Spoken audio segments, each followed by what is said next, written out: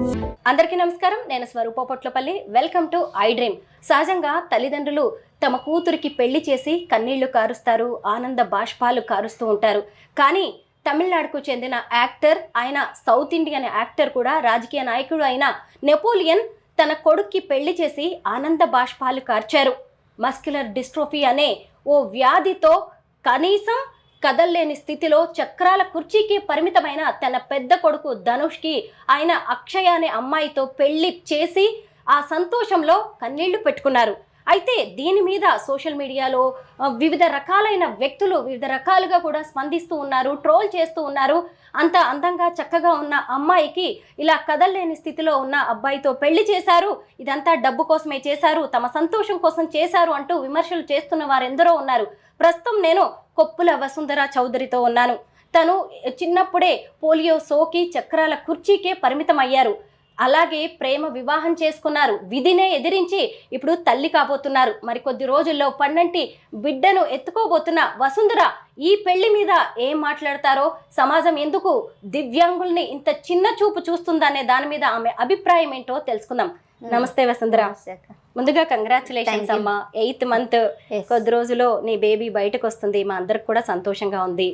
అయితే వసుంధర, ఇప్పుడు నేను నీతో ఎందుకు మాట్లాడాలనుకున్నానంటే, మీరు కూడా ఫాలో అవుతూ ఉండొచ్చు, నెపోలియన్ కొడుకు ధనుష్ పెళ్లి అనేది ఇప్పుడు ట్రెండింగ్లో ఉంది.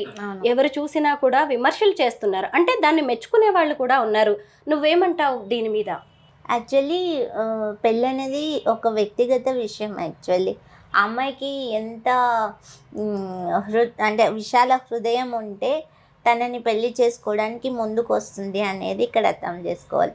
ఏ అమ్మాయి కూడా ఎంత డబ్బున్నా ఏమున్నా ఒక మనిషి నచ్చకపోతే ఆ మనిషితో జీవితాంతం కలిసి బతకడానికి ఒప్పుకోదు. మిగతా విషయాలన్నీ ఎలా ఉన్నా అంత బలవంతంగా కూడా ఎవరు పెళ్లి చేయరు. ఇది ప్రేమ, ఇష్టము అనే విషయాలు మానసికమైనవి. దానికి శరీరంతో మిగతా వాళ్ళు వికలాంగులా లేకపోతే వాళ్ళు నడవలేరా అనేది కాదు. నేను తనతో కలిసి బతకాలి, తనంటే నాకు అంత ఇష్టం ఉంది, తన వైకల్యాన్ని కూడా పట్టించుకోనంత ఇష్టం ఉంది, తను పెళ్లి చేసుకుంటుంది. తన బాడీ లాంగ్వేజ్ చూసినప్పుడు, తనతో ఫోటోషూట్స్లో కానీ పెళ్ళప్పుడు కానీ తన భావోద్వేగాన్ని మనం చూసినప్పుడు ఆ రియాలిటీ అనేది, ఆ రియల్ లవ్ అనేది తెలుస్తుంది మనకి. బలవంతంగా పెళ్లి చేశారా లేకపోతే ఎలా చేస్తారు, డబ్బుల కోసం చేసుకున్నారా అనేది కాదు. అక్కడ ఇష్టం అనేది స్పష్టంగా తెలుస్తుంది. చూసే మనకు కూడా ఎమోషన్ అవుతుంది అక్కడ. తను నెపోలియన్ గారు తన కొడుకు first son muscular dystrophy 4 years అప్పుడు తనకి వచ్చింది. తన ట్రీట్మెంట్ కోసం తనున్న కెరీర్ని అన్నీ వదిలేసుకొని తను ఫారిన్ షిఫ్ట్ అయ్యారు.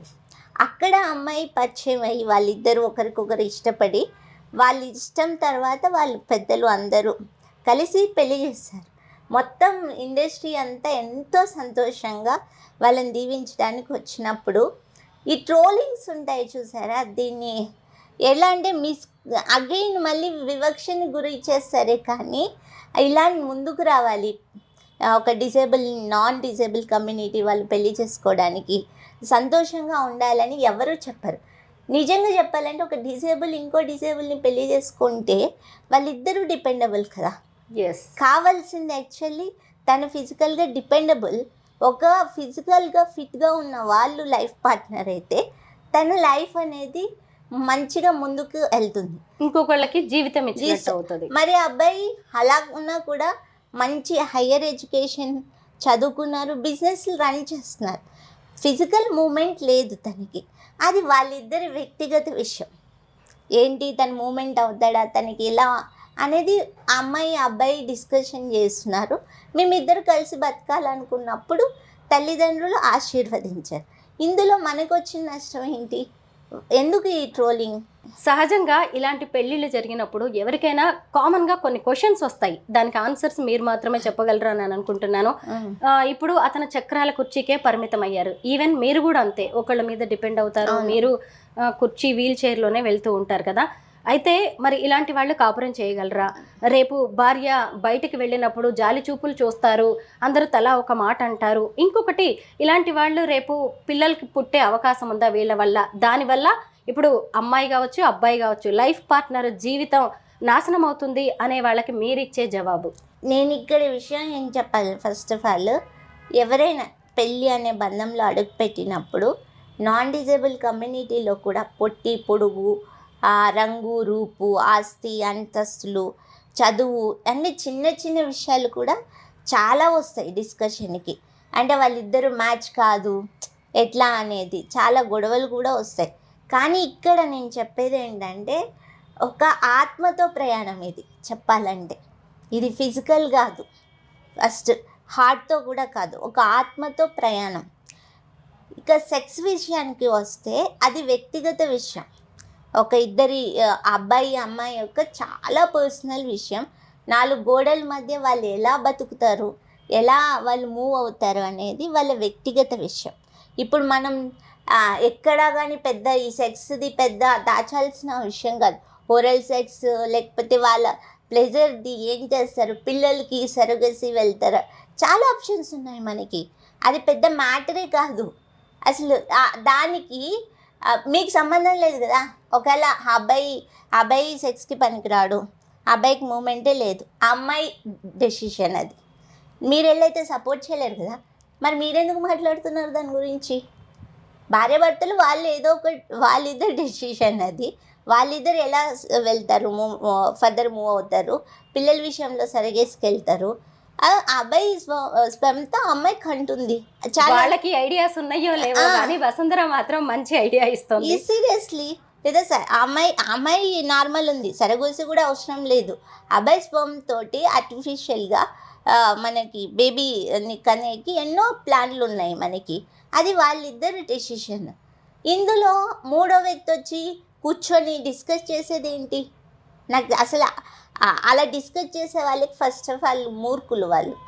ఇలాంటి కామెంట్లు, ఇలాంటి థాట్ ప్రాసెస్తో ఉండి ఎలా అంటే మా జీవితాన్ని ఒక ప్రశ్నార్థకంగా మార్చేస్తున్నారు సొసైటీ. మెయిన్ ఏంటంటే మస్కులర్ డిస్ట్రోఫీ అంటే తన పని తను కాదు, తన చెయ్యి కూడా తను ఇలాగా ఎత్తలేడు. మనం వాళ్ళ పెళ్లి వీడియో కూడా అందరూ చూస్తూనే ఉన్నారు. కనీసం దండలు కూడా పక్కనే ఉన్న వాళ్ళు తీసి ఇలా వేస్తూ ఉన్నారు కదా. అలాంటప్పుడు అసలు ఎలాగా ఆమెతో ఉండగలడు, ఆమె సంతోషంగా ఉండగలడు అనేది ఒక డౌట్.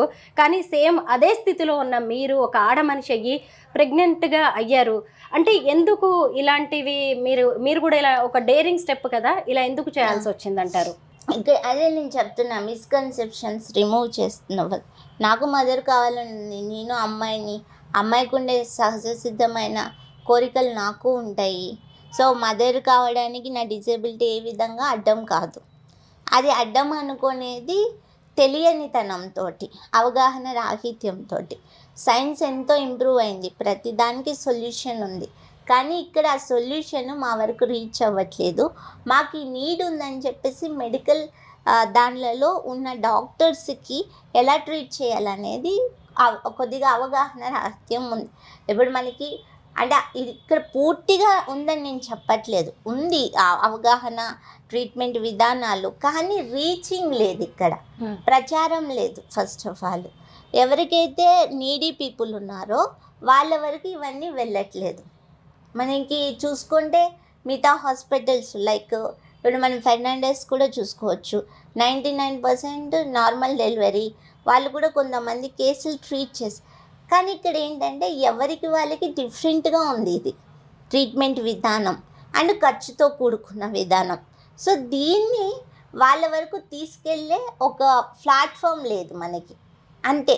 దానివల్ల ఏమవుతుందంటే సొసైటీలో అది అంటే కల్చరల్ వైజ్గా, సొసైటీ వైజ్గా ఉండే ఫ్యామిలీ మెంబర్స్ వీళ్ళంతా ఉంటారు కదా, వీళ్ళంతా మనం ఒక నెగిటివ్ మాట్లాడి 10 మంది మాట్లాడితే అది అట్లే ట్రోల్ అవుతుంది. అవును, అలా వచ్చిందే కానీ మిస్కన్సెప్షన్స్, రియాలిటీ లేదు ఇందులో. We are very fit for everything.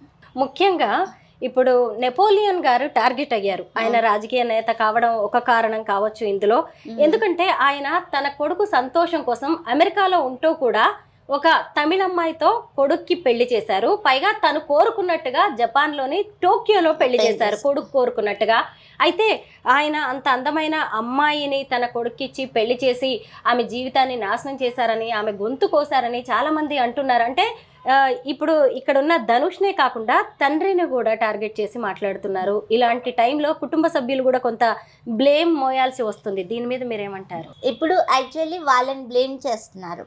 ఇప్పుడు మా మమ్మల్ని ఎవరైనా పెళ్లి చేసుకోవడానికి ముందుకు వస్తే ఒక నాన్ డిజేబుల్ కమ్యూనిటీ వాళ్ళ పేరెంట్స్ కూడా ఇదే అంటే సమాజం మమ్మల్ని వేరేలా చూస్తుంది. ఒక డిజేబుల్ అమ్మాయిని పెళ్లి చేసుకున్నారు వీళ్ళు అని వాళ్ళని ఒక వెలివేసినట్టు చూడడము, వాళ్ళు ఏమనుకుంటారో అని వీళ్ళు ఫీల్ అవ్వడం. నా విషయంలో కూడా అంతే. మా అత్తగారు సైడ్ మా మామగారు కూడా అలాగే ఫీల్ అవుతున్నారు. ఆ బంధువులు ఏమంటారు, చూసేవాళ్ళు ఏమంటారు, ఇలా ఉన్న అమ్మాయిని ఎత్తి దించి అలా అన్ని సేవలు చేస్తూ ఉంటే నా కొడుకు దేనికి పనికిరానోడు, ఏదో ప్రాబ్లం ఉండి పెళ్లి చేసుకున్నాడు, ఇలా రకరకాలుగా అపోహ అవన్నీ అవమానాలు పడాల్సి వస్తుంది.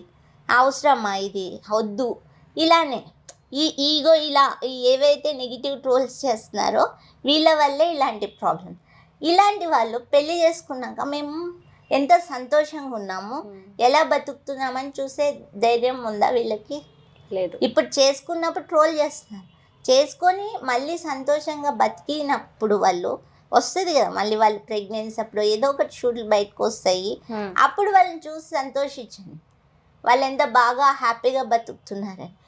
చాలామంది బాగా బతుకుతున్న కేసెస్ కూడా సక్సెస్ఫుల్గా పిల్లల్ని కానీ వాళ్ళు బాగా ఉన్న వాళ్ళు కూడా ఉన్నారు.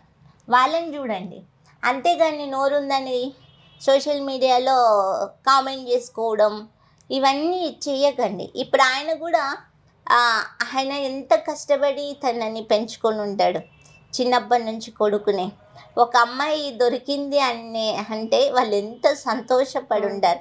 అమ్మాయిని ఒక మహాలక్ష్మిల కూతురు లెక్కే ట్రీట్ చేస్తున్నారు ఆమెని.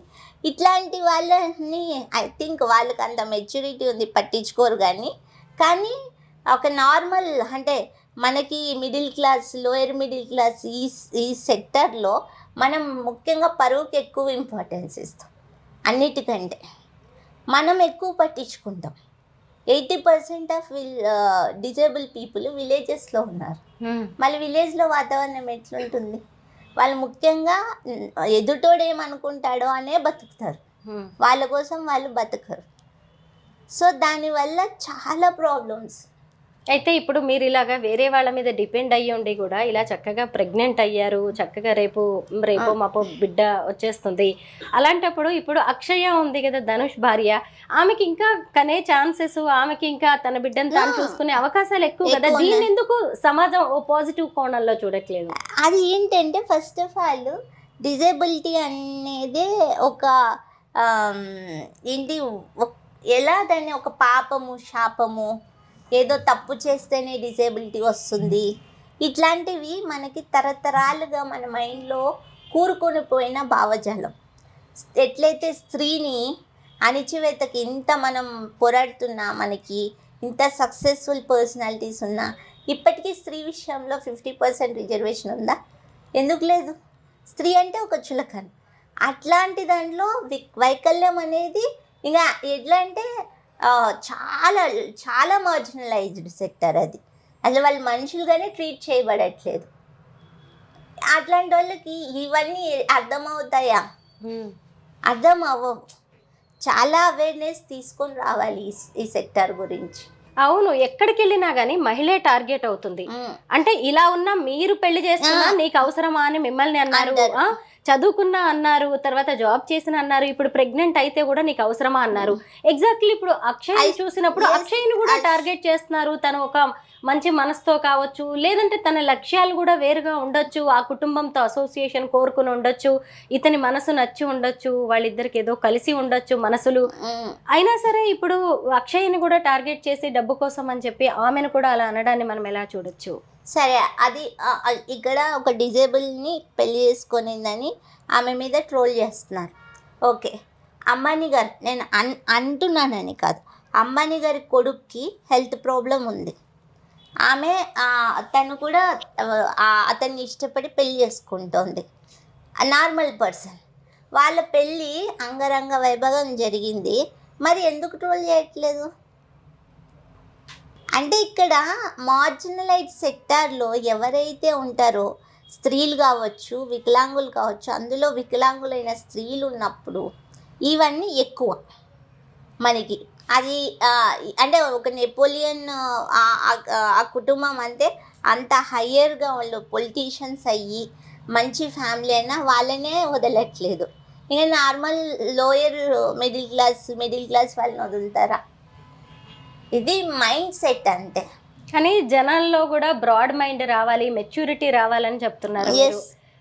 చదువుకుంటే సరిపోదు, ఎదుటి వ్యక్తుల్ని కూడా అర్థం చేసుకుని, అలాగే ఎదుటి వ్యక్తులు చేసిన దాన్నైనా కనీసం అప్రిషియేట్ చేయగలకపోయినా సరే కనీసం వాళ్ళని ఏమి అనకుండా నెగిటివ్ గా ట్రోల్ చేయకపోతే చాలు. అంత మనసు లేని తనమే డిజేబిలిటీ. ఫస్ట్ వీళ్ళకుందా డిజేబిలిటీ, మెంటల్ డిజేబిలిటీ.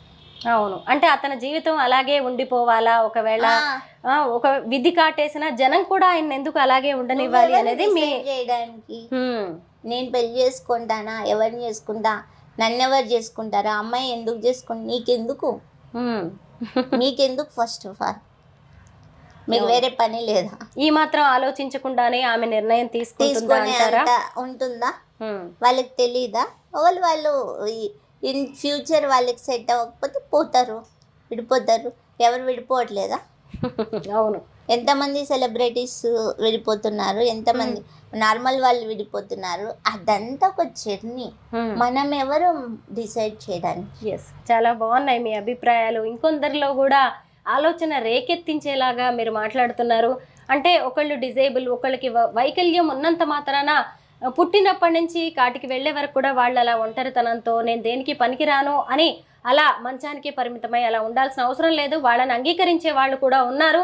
వాళ్ళు వచ్చినప్పుడు ఎదుటి వాళ్ళు కామెంట్ చేయకపోతే చాలు, వాళ్ళని అంగీకరించకపోయినా పర్వాలేదు, కానీ తప్పు పట్టకపోతే చాలు, వాళ్ళ జీవితాలు వాళ్ళు చూసుకుంటాయని వసుంధర చెప్తున్నారు. Thank you so much Vasundhara. Thank you.